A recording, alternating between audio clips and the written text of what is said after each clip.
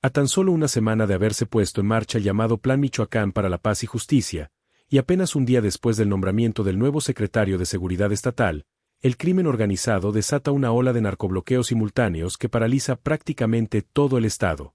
Las imágenes no dejan lugar a dudas: vehículos en llamas, carreteras bloqueadas y una población aterrorizada que vuelve a vivir las escenas de violencia que creían superadas. El pasado 17 de noviembre, alrededor del mediodía, un mega operativo de fuerzas federales desencadena una respuesta criminal sin precedentes en la entidad. Lo que comenzó como una operación para capturar a un líder del cártel Jalisco Nueva Generación, terminó convirtiéndose en una prueba de fuego para las nuevas estrategias de seguridad implementadas en Michoacán. Según diversas fuentes, elementos de la Secretaría de Marina, la Secretaría de la Defensa Nacional y la Guardia Nacional ingresaron a las inmediaciones del municipio de Salvador Escalante, específicamente a la comunidad de La Cantera. El objetivo era claro: detener a Ángel Chávez Ponce, conocido en el mundo criminal como el Camaleón, quien es señalado como líder regional del cártel Jalisco Nueva Generación en la zona. De acuerdo con medios locales, el operativo se desplegó con fuerza considerable. Los militares llevaban aproximadamente un mes rastreando a este individuo en la sierra de Salvador Escalante. Al sentirse cercado, el Camaleón y sus cómplices activaron un plan de respuesta que puso en jaque a todo el estado de Michoacán. La reacción fue inmediata y coordinada.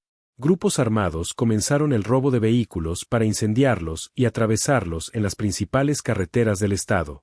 Lo que empezó en la zona lacustre rápidamente se extendió hacia el occidente de Michoacán, afectando al menos 16 municipios y provocando el cierre de 14 carreteras principales.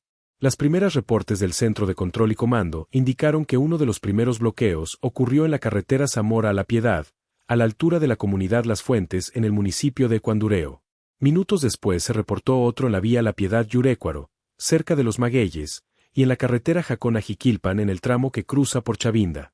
Testigos de la zona reportaron escenas de caos absoluto. Conductores se vieron obligados a abandonar sus vehículos y buscar refugio mientras los grupos armados incendiaban unidades y tomaban control de los principales entronques carreteros. Las imágenes captadas por civiles muestran columnas de humo negro elevándose desde múltiples puntos del estado de manera simultánea. En la zona lacustre, los bloqueos se concentraron en municipios como Quiroga, Sinsunzan, Pátzcuaro, Erongarícuaro y Santa Clara del Cobre. Habitantes señalaron que grupos armados circulaban abiertamente por las comunidades, intimidando a la población y obligándola a permanecer resguardada en sus hogares. Hacia el occidente del estado, la situación se replicó con la misma intensidad.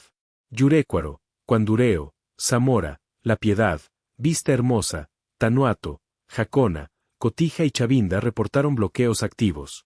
Toda esta zona, que limita con el estado de Jalisco, quedó prácticamente incomunicada durante varias horas. Los reportes oficiales indicaron que en total fueron afectados 17 puntos carreteros con al menos 25 unidades incendiadas. Entre las vías bloqueadas se encontraban la carretera La Cascada, La Piedad-Numarán, Pátzcuaro-Sinsunzan, la autopista oriental en Zamora, el bypass oriental, la Morelia-Quiroga a la altura de la comunidad del Correo, diversos puntos de La Piedad, Lagunillas, Huaniqueo, el Tigre que pertenece a Morelia y Puerto Lucas del municipio de Tangamandapio. Pero la violencia no solo se limitó a los bloqueos. En medio del caos, se registraron intensas balaceras en varios puntos. De acuerdo con reportes preliminares, 2 presuntos integrantes del crimen organizado fueron abatidos durante los enfrentamientos con las fuerzas federales. Tristemente, la violencia también cobró una víctima inocente. Roxana, una joven indígena de apenas 21 años de edad originaria de la comunidad de Santa Fe de la Laguna, quedó en medio de la tracatera al entrar a Quiroga. El incidente ocurrió en un lugar conocido como La I, que conecta con el centro de Quiroga y la ruta hacia Pátzcuaro. Testigos señalaron que alrededor de la 1 de la tarde, Roxana recibió un impacto de bala en el estómago. Fue trasladada de emergencia a Morelia, pero lamentablemente perdió la vida. Su muerte provocó manifestaciones de dolor y coraje en la región, donde habitantes denunciaban la presencia constante de grupos armados sin que las autoridades intervinieran de manera efectiva. Habitantes de Quiroga y Sinsunzan señalaron que desde hace meses venían advirtiendo sobre la presencia de quemboís armados en la zona, pero sus denuncias no fueron atendidas. Ahora, el precio de esa inacción le costó la vida a una joven que solo transitaba por el lugar equivocado en el momento equivocado. Mientras el estado ardía, el Gabinete de Seguridad Federal activó protocolos de respuesta inmediata. De acuerdo con el secretario de Gobierno de Michoacán, desde los primeros momentos el Ejército, la Guardia Nacional y la Policía Estatal desplegaron operativos para restablecer la circulación y garantizar la seguridad en las rutas afectadas. El Gabinete de Seguridad Federal reportó que como parte de las acciones del Plan Michoacán para la Paz y Justicia, se establecieron operativos en diferentes municipios del estado. Durante estas intervenciones, las autoridades lograron la detención de 12 personas vinculadas a los hechos violentos. Los elementos aseguraron un importante arsenal. Entre lo decomisado se encontraban varios artefactos explosivos, armas de fuego de diversos calibres, más de 800 cartuchos útiles, cargadores, vehículos, 2 de ellos con blindaje artesanal, drogas y equipo táctico. También se realizaron patrullas en Huertas de Limón para proteger las actividades de los productores, un sector constantemente amenazado por la extorsión. Para comprender la magnitud de estos eventos, es necesario conocer quién es Ángel Chávez Ponce, el Camaleón, y por qué su captura desató semejante respuesta violenta.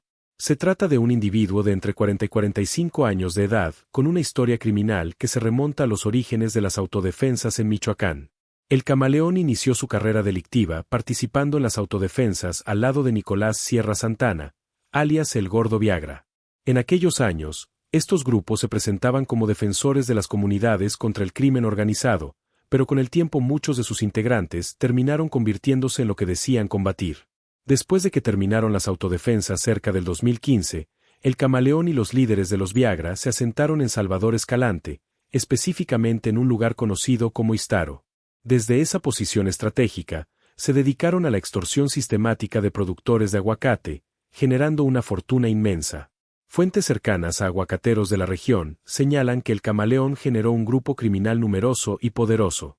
En reuniones que convocaba en Iztaro, llegaba a juntar hasta 50 millones de pesos cada 15 días provenientes de las extorsiones. Una cantidad estratosférica que le permitió consolidar su poder en la región durante aproximadamente 5 o 6 años. Sin embargo, en 2021 su reinado en Iztaro llegó a su fin. Fue sacado a sangre y fuego por otro grupo armado que se formó en el área de los Reyes, conocido como Pueblos Unidos. En esa confrontación mataron a su hermano, y el Camaleón tuvo que huir de la región que había dominado por años. Tras su expulsión de Iztaro, el Camaleón se refugió en Pinzándaro, en la zona de Tierra Caliente, junto a su socio Nicolás Sierra Santana.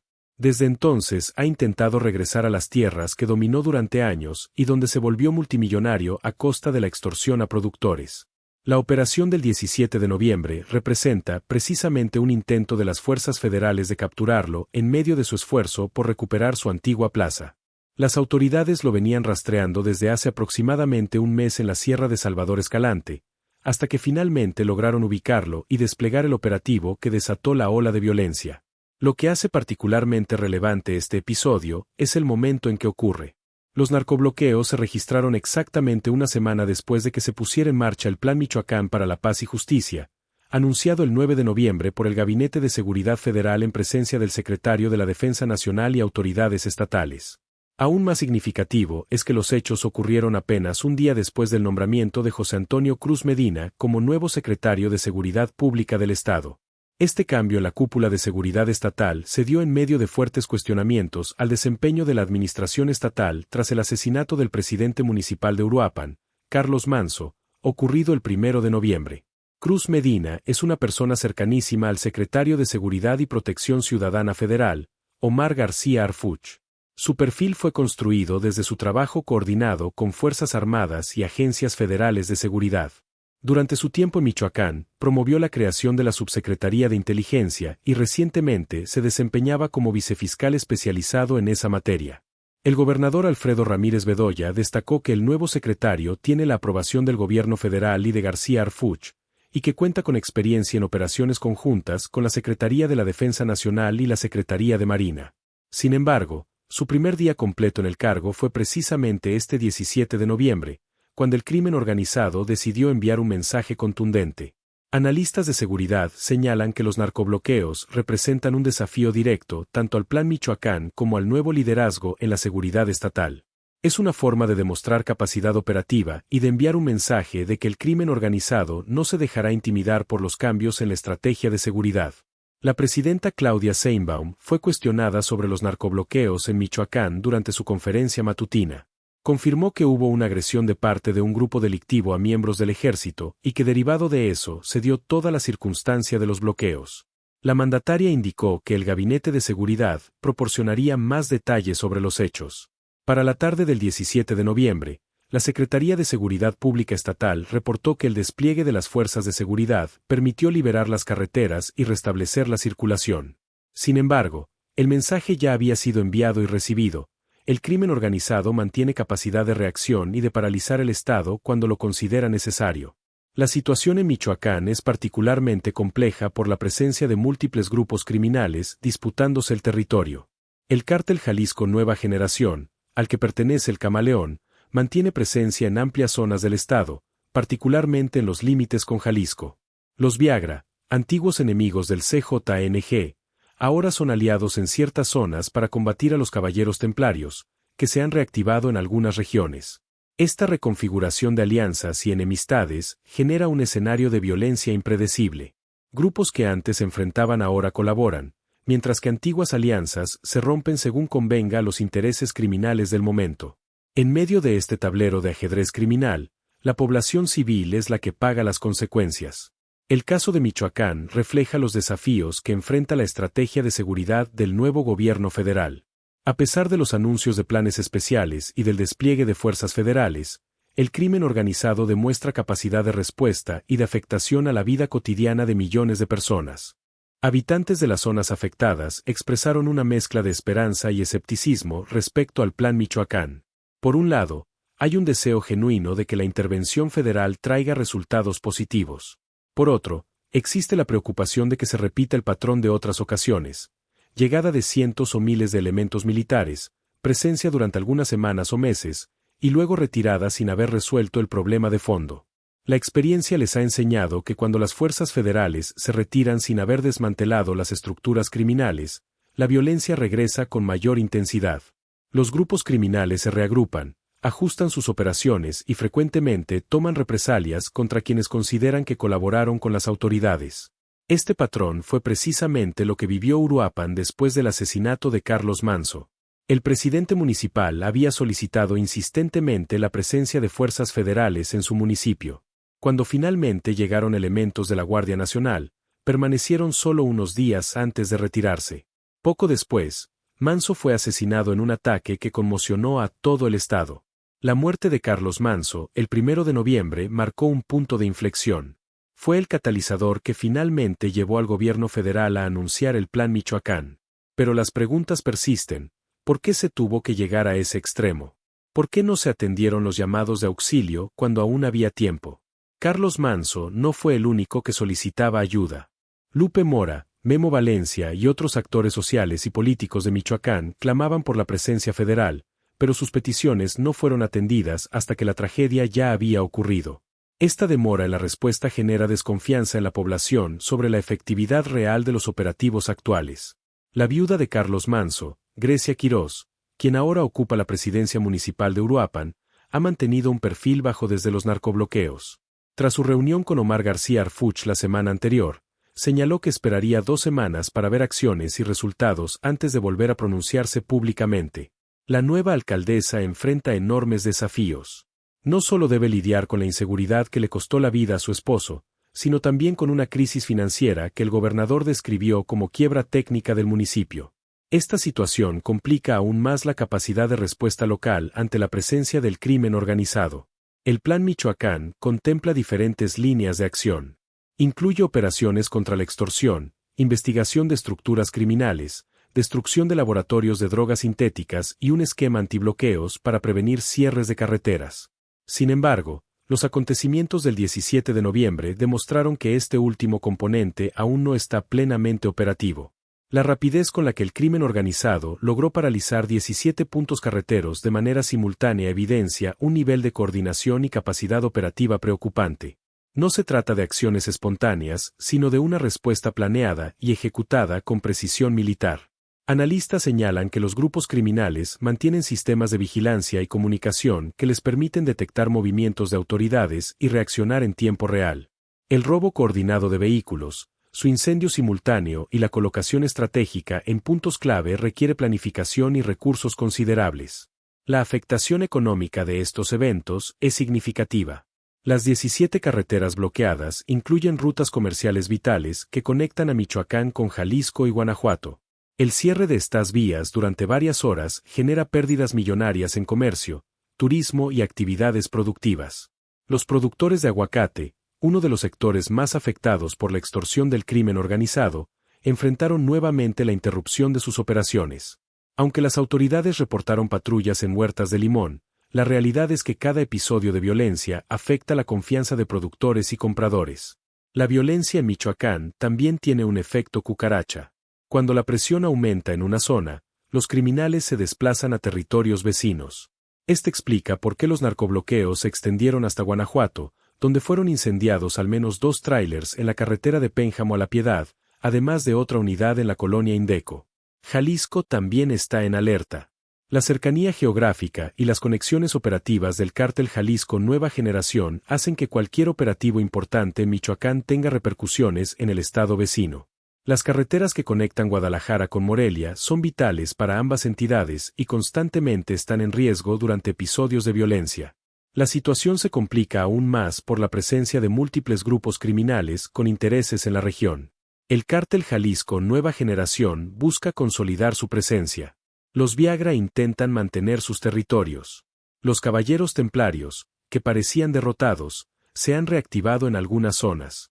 Y grupos locales como Pueblos Unidos agregan otra capa de complejidad al conflicto. Esta fragmentación del mapa criminal genera violencia constante. No se trata solo de enfrentamientos entre un grupo criminal y las autoridades, sino de múltiples actores compitiendo por territorio, rutas de trasiego, zonas de cultivo y poblaciones para extorsionar. Los habitantes de las zonas de conflicto viven en una situación de terror cotidiano. Muchos han normalizado la presencia de hombres armados, los bloqueos ocasionales y la necesidad de encerrarse cuando escuchan balaceras. Esta normalización de la violencia es quizás uno de los efectos más devastadores a largo plazo. Las autoridades estatales y federales insisten en que los indicadores de violencia han mejorado en comparación con años anteriores. Sin embargo, estos números ofrecen poco consuelo a las familias que han perdido seres queridos o a los empresarios que siguen pagando extorsión para poder operar. El reto para el nuevo secretario de Seguridad Estatal, José Antonio Cruz Medina, es enorme. Debe coordinar esfuerzos con las fuerzas federales, restaurar la confianza de la población, proteger a sectores productivos amenazados y enfrentar a grupos criminales con recursos y capacidades considerables. Su experiencia en inteligencia será crucial. La lucha contra el crimen organizado no se gana solo con presencia militar, sino con trabajo de investigación que permita desmantelar las estructuras financieras y operativas de estos grupos. Las detenciones de líderes como el Camaleón son importantes, pero deben ir acompañadas de golpes a sus fuentes de financiamiento. La extorsión a productores de aguacate representa una de las principales fuentes de ingresos del crimen organizado en Michoacán. Se estima que genera cientos de millones de pesos anuales. Mientras esta actividad no se detenga, los grupos criminales tendrán recursos para armarse, reclutar y operar. Las 12 personas detenidas durante los operativos del 17 de noviembre representan apenas una fracción de las estructuras criminales operando en el estado. Se requieren estrategias sostenidas que vayan más allá de las detenciones ocasionales y que realmente debiliten las capacidades operativas de estos grupos. El decomiso de armas, explosivos y vehículos blindados es importante, pero estos recursos pueden reponerse relativamente rápido si las fuentes de financiamiento permanecen intactas. La lucha debe ser integral, atacando simultáneamente la capacidad operativa, las finanzas y las estructuras de mando.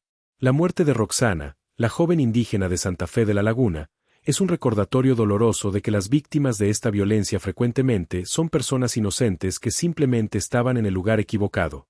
Su familia exige justicia, pero también exige que se implementen medidas efectivas para que tragedias como esta no se repitan. Las comunidades indígenas de Michoacán han sido particularmente afectadas por la violencia. Muchas se encuentran en zonas estratégicas para el crimen organizado, ya sea por su ubicación en rutas de trasiego o por estar cerca de áreas de cultivo. La falta de presencia del Estado en estas regiones las deja vulnerables a la imposición criminal. Michoacán enfrenta una encrucijada. El Plan Michoacán representa una apuesta del gobierno federal por restaurar la seguridad en el Estado. Pero su éxito dependerá no solo de la cantidad de elementos desplegados, sino de la calidad de la estrategia, la coordinación entre diferentes niveles de gobierno, y crucialmente, la permanencia en el tiempo de estos esfuerzos. La población michoacana ha visto demasiadas promesas incumplidas y demasiados planes que fracasaron. Ahora exigen no palabras, sino resultados concretos y sostenibles. Quieren poder transitar por las carreteras sin miedo a quedar atrapados en un bloqueo o en medio de una balacera. Quieren que sus hijos puedan ir a la escuela con seguridad. Quieren poder trabajar sin tener que pagar extorsión. Los narcobloqueos del 17 de noviembre fueron una demostración de poder por parte del crimen organizado, pero también fueron una prueba para las nuevas estrategias de seguridad. La capacidad de las autoridades para responder, liberar las carreteras y detener a responsables muestra que hay voluntad de enfrentar el problema. Sin embargo, el verdadero examen será la capacidad de prevenir que estos episodios se repitan. El Estado amaneció en tensa calma después de los eventos. Las carreteras fueron liberadas, la circulación se restableció, pero la sensación de vulnerabilidad permanece. Todos saben que el crimen organizado conserva la capacidad de volver a paralizar el Estado cuando lo considere necesario. Hasta el momento, no hay reporte oficial de que el camaleón haya sido capturado durante el operativo que desató toda esta violencia. Su paradero sigue siendo incierto, lo que significa que las fuerzas de seguridad continuarán buscándolo y que la posibilidad de nuevos episodios violentos permanece latente. La historia de Michoacán en los últimos años ha sido una sucesión de ciclos de violencia. Cada operativo importante genera reacciones criminales. Cada captura de un líder provoca reagrupamientos y nuevas alianzas. Romper este ciclo requiere una estrategia que vaya más allá de la lógica puramente reactiva. Los habitantes de los 16 municipios afectados por los narcobloqueos esperan que esta vez sea diferente. Que el Plan Michoacán no sea un anuncio más, sino una intervención sostenida que realmente transforme las condiciones de seguridad. Que sus autoridades locales reciban el apoyo necesario para enfrentar al crimen organizado. Que sus denuncias sean escuchadas antes de que las tragedias ocurran. Michoacán merece vivir en paz. Sus ciudades y pueblos merecen prosperar sin la sombra constante de la violencia criminal. Sus productores merecen trabajar sin extorsión. Sus familias merecen criar a sus hijos sin miedo. La pregunta es si las autoridades estarán a la altura del desafío que representa hacer realidad esas aspiraciones legítimas de toda una población que lleva años sufriendo las consecuencias de la presencia del crimen organizado en su territorio.